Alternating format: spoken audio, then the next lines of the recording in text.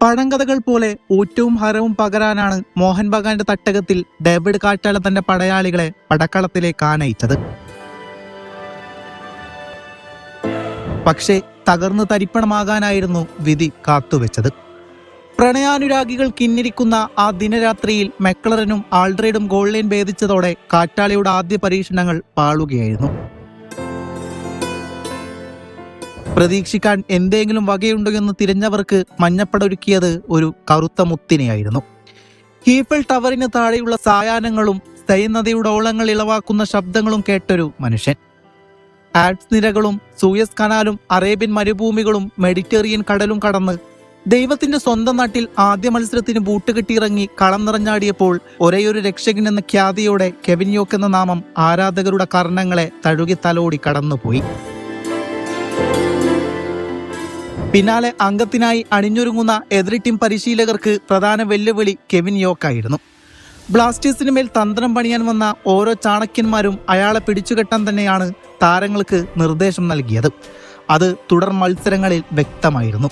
യോക്കിനെ പ്രതിരോധിച്ചില്ലെങ്കിൽ കാര്യങ്ങൾ തകിടം മറിയുമെന്ന് അവർക്ക് ശതകത്തോളം ഉറപ്പായിരുന്നു. ആ ഒരൊറ്റ ഉറപ്പ് കെവിൻ യോക്കിന് മേൽ പഠിച്ച പണി 18 പയറ്റാൻ എതിരാളികളെ നിർബന്ധിതരാക്കി. കെവിൻ യോക്കിന്റെ നീക്കങ്ങളിൽ മങ്ങൽ കണ്ടു തുടങ്ങി. തന്റെ കളിമികവിനെ എതിരാളികൾ പഠിച്ചെടുത്തു എന്നയാൾ മനസ്സിലാക്കുകയും വീണ്ടൊരിക്കൽ കൂടി കളിക്കളത്തിലേക്ക് സജ്ജമായി തന്നെ അയാളെ കാണപ്പെട്ടു. അയാൾ പതിവ് നീക്കം തുടർന്നുകൊണ്ടേയിരുന്നു. പക്ഷേ ഗോൾ ലൈൻ ഭേദിക്കാൻ അയാൾക്കിന്നുമായിട്ടില്ല. കെട്ടുറപ്പോടെ ഉരുക്കൻ പാറ കണക്കെ നിലയുറപ്പിച്ച പ്രതിരോധ കൂട്ടങ്ങളെ കടന്നാക്രമിച്ച് ഗോൾ ബാറിന് താഴെ നിൽക്കുന്ന ഗോൾ കീപ്പർമാരെ നിസ്സഹായനാക്കാൻ അയാൾക്കാവും വിധം ശ്രമിച്ചതാണ്. പക്ഷേ സാധിച്ചില്ലായിരുന്നു.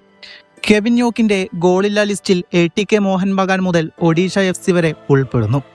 ഗോൾ കീപ്പർ മാത്രം മുന്നിൽ നിൽക്കെ നോർത്ത് ഈസ്റ്റ് യുണൈറ്റഡിനെതിരെ വലകുലുക്കാൻ അയാൾക്ക് അവസരം ലഭിച്ചതായിരുന്നു. ഒഡീഷയ്ക്കെതിരെ ഗോൾ കീപ്പറെ മറികടന്ന് പന്തിനെ ഗോൾ പോസ്റ്റിലേക്ക് തഴുകി തലോടി അയച്ചതാണ്. ആദ്യ ഗോൾ കണ്ടെത്തിയ ആവേശത്താൽ അയാൾ മതിമറഞ്ഞ് ആഘോഷിച്ചതുമാണ്. എന്നാൽ സ്കോർ ബോർഡിൽ 3 അക്കം മിന്നിമറഞ്ഞത് നമ്മളും കണ്ടതാണ്. ആ കണ്ട മാത്രയിൽ വിശ്വസിച്ച ആരാധകർക്ക് തെറ്റി. റഫറിയുടെ വിധി മറ്റൊന്നായിരുന്നു. ഗോൾ നിഷേധിക്കപ്പെട്ടു.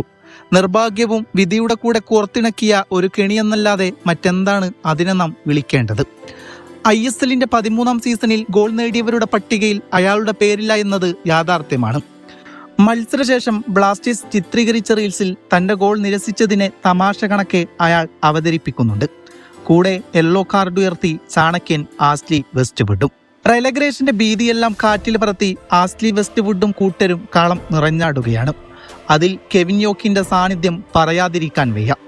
ഇടത് വിങ്ങിലൂടെ എതിരാളികളെ കബളിപ്പിച്ചയാൾ മുന്നേറുമ്പോൾ അത് ഗോൾ വലയിൽ ചെന്ന് അവസാനിക്കുമെന്ന് കരുതാത്ത ഏതാരാധകരാണ് നിലവിലുള്ളത്. അയാളിലെ മാന്ത്രികത ഒരു ജനതയുടെ ഹൃദയം കവർന്നിരിക്കുന്നു. മറക്കാൻ കഴിയാത്ത ചില താരങ്ങളുണ്ട്. അതിൽ ഗോൾ നേടിയവരും ഗോളിനായി വഴിയൊരുക്കിയവരും എതിരാളികളെ കാഴ്ചക്കാരാക്കി കളി മെനഞ്ഞവരുമുണ്ട്. വെടിയുണ്ട കണക്കെ ഗോൾമുഖങ്ങളെ ലക്ഷ്യമാക്കി ചീറിപ്പാഞ്ഞെത്തിയ ഡബിൾ ബാരലുകളെ ഒരുക്കൻ പാറ കണക്ക് പ്രതിരോധിച്ചവരും ഗോൾ ബാറിന് കീഴെ വിശ്വസ്തരായി നിലയുറപ്പിച്ചവരും ഉൾപ്പെടുന്നു. അതെ, ആ ലിസ്റ്റിൽ ഫ്രഞ്ച് ഫുട്ബോളിന്റെ മധുരം നുണഞ്ഞ കെവിൻ യോക്കിന്റെ പേരും അത്രമേൽ മനോഹരമായി തന്നെ കൊത്തിവെക്കപ്പെടുന്നുണ്ട്. വരും മത്സരങ്ങളിൽ അയാൾക്കായി കാലം എന്താണ് കരുതി വെച്ചിരിക്കുന്നത് എന്നറിയില്ല. മറഞ്ഞുകിടക്കുന്ന പ്രതീക്ഷകളുടെ പൊൻകിരണങ്ങൾ അയാളുടെ ബൂട്ടിൽ നിന്നും പിറക്കട്ടെ. ബ്ലാസ്റ്റേഴ്സ് ആരാധകർക്ക് വാഴ്ത്തിപ്പാടാൻ മാത്രം ഉയർന്ന ഒരു പേരായി കെവിൻ യോക്ക് എന്ന നാമം പരിണമിക്കട്ടെ. അടുത്ത സീസണിന് പന്തുരുളുമ്പോൾ ഫ്രാൻസിന്റെ കറുത്തമുത്ത് മാനേജ്മെന്റിന്റെ പ്രൊഡക്റ്റ് ആവാതിരിക്കട്ടെ. അത്രമാത്രമേ ഞങ്ങൾ ആഗ്രഹിക്കുന്നുള്ളൂ. ആരാധകരുടെ ഇഷ്ടതാരങ്ങളായ പലരും ക്ലബ്ബ് വിട്ടപ്പോൾ മാനേജ്മെന്റിന് ലോട്ടറി അടിച്ചു എന്ന തലക്കെട്ടോടെയാണ് ഈ സീസണിലെ ട്രാൻസ്ഫറുകൾ പോലും നടന്നത്. പലരും മങ്ങിയെന്നിടത്ത് കെവിൻ യോക്ക് ആ ബാഡ്ജിനോട് നീതി പുലർത്തി. ഇത് കേരളമാണ്. കേരളത്തിലെ പിള്ളേരാണ്. സമയമാകുമ്പോൾ ഒഴിഞ്ഞുകിടക്കുന്ന ഗാലറികൾ മഞ്ഞക്കടലിൽ അലകൾ തീർത്ത് ശബ്ദമുഖരിതമാകും. ആ അലക്കടലിന് മുന്നിൽ അയാൾ കത്രിക പൂട്ടുകളെ ഭേദിക്കുന്നതിലും മനോഹരമായ കാഴ്ച അങ്കത്തട്ടിൽ മറ്റെന്താണ്? ആസ്ലി വെസ്റ്റ്വുഡ് എത്തി ബ്ലാസ്റ്റേഴ്സിന്റെ തുരുമ്പ് പിടിച്ച ആയുധങ്ങളെ രാഗിമിനുക്കി മൂർച്ചയുള്ളതാക്കി. ആ മൂർച്ചയ്ക്ക് മുന്നിൽ എതിരാളികൾ ഓരോന്നായി കീഴടങ്ങുകയാണ്. അതിനാൽ തന്നെ പലരും പറയുന്നുണ്ട്, ഇനിയെങ്കിലും മാനേജ്മെന്റിനെ നമ്മളിൽ ഒരാളായി കണ്ടുകൂടെ? പരിഹാസങ്ങളും മാനേജ്മെന്റ് ഔട്ടെന്ന ടാഗുകളും നിർത്തലാക്കാൻ സമയമായില്ലയോ? ഇല്ല, സമയമായിട്ടില്ല. മാനേജ്മെന്റിനോടുള്ള വിദ്വേഷം ഈ ജന്മത്തിൽ തീരുമെന്ന് തോന്നുന്നില്ല. അത്തരം ചെയ്തികളാണ് അവർ ചെയ്തു കൂട്ടിയത്. കൊട്ടിയടക്കപ്പെട്ട എതിരാളികളുടെ ഗോൾവാതിലുകൾ കൊട്ടിത്തുറന്ന് കൊമ്പന്മാർ തിരിച്ചുവരവ് അറിയിക്കുകയാണ്. വിയർപ്പ് തുന്നിയിട്ട മഞ്ഞക്കുപ്പായത്തിൽ ആ ഫ്രഞ്ചുകാരന്റെ ആട്ടക്കഥ തുടരുകയാണ്. ഗോൾ ഭേദ്യങ്ങൾക്കും അയാൾക്കുമിടയിൽ എന്തോയൊന്ന് പുകഞ്ഞു കിടക്കുന്നുണ്ടെന്നത് യാഥാർത്ഥ്യമാണ്. ആ യാഥാർത്ഥ്യത്തെ വെട്ടിയൊഴിഞ്ഞു മാറി കെവിൻ യോക്കിന്റെ അക്കൗണ്ടിലെ ആദ്യ ഗോൾ പിറക്കുന്ന ആ സമയത്തിനായി ഞങ്ങളും കാത്തിരിക്കുകയാണ്.